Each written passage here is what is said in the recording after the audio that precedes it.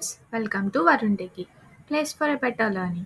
Please do like, share and subscribe for more interesting videos. Today, our topic is about Python programming. Session 1, Introduction to the World of Python. In this session, we will explore the basics and applications of Python in various fields. Why Python? There are many programs like C, C++, Java, etc. But Python is made as a popular choice due to its versatility and simplicity. Its readability and extensive libraries make it ideal for web development, data analysis, and more. Python syntax is clear and easy to understand. It makes an excellent language for beginners and promotes clean and readable code.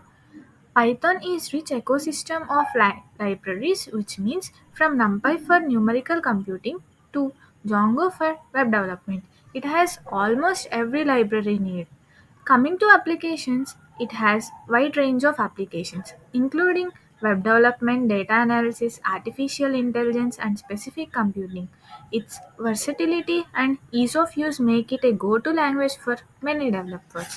Coming to conclusion, Python is a powerful and versatile programming language with a wide range of applications. So, whether you are a beginner or an experienced developer, Python has something to offer for everyone.